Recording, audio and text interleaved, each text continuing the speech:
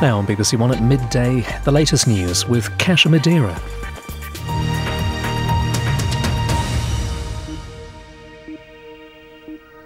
Hello, good afternoon. The Labour Party will announce its new leader this afternoon. This is BBC News, the headlines at 7 o'clock. George W. Bush defends waterboarding terrorist suspects. He says the practice was legal and helped prevent loss of life. Also coming up in the next hour, can he win for a third time at St Andrews? Tiger Woods' bid for another golfing record, but once again the focus falls on his private life. Hello, welcome to BBC News. I'm Kasia Madera. Let's bring you our main story tonight. And a major earthquake has hit the Caribbean nation of Haiti. The earthquake measured at least 7 in magnitude. Peter Dingle is from Fleetwood in Lancashire. He was actually among the rescued oil company workers who've been flown out of the Libyan desert to Malta on an RAF Hercules. Peter's on the phone from Malta right now for us.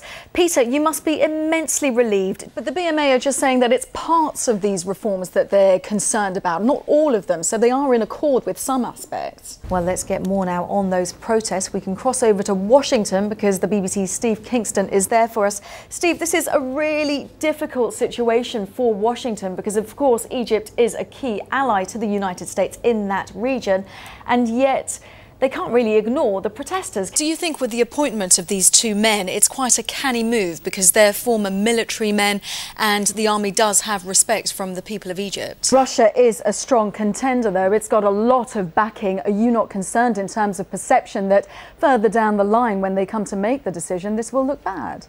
The new guidelines to be unveiled by the Department for Education on Tuesday won't change the law. But what they will say is that if prospective adopters can show that they can care for a child, then race should not be an issue. They will also say that preventing parents from adopting a child from a different ethnic group is unacceptable. Well, let's get some reaction to this from another legend of the airwaves, the radio presenter Tony Blackburn. And Hello. Tony, this is sad news, isn't it? Yes, it is. I mean, he's been around a long, long time. It's been brilliant. Yeah, brilliant. So have you been coaching people on how to deal with the celebrity? Because obviously you're the X Factor person. Now it's time for some glitz and glamour, and I'm not just speaking about Simon McCoy. It's the 25th London Fashion Week.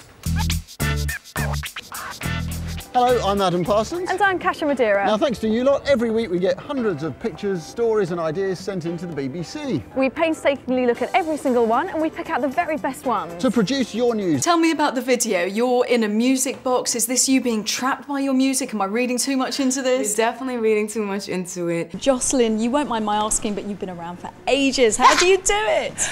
And you two look so much in love. How do you keep that going? Well, we live in separate houses. No way, come on. It's 11:55, that's it from me. Alistair Yates will be here at midnight, but first of all, Louise Leah has the weekend weather. The weather breezy with wintry showers in the north, drier and sunnier in southern parts. That's it from me. George Alagaya will be back with the BBC News at 6. Now we join our news teams where you are. Bye-bye. You have been watching BBC News with me, Kasia Madera. Thanks for joining us.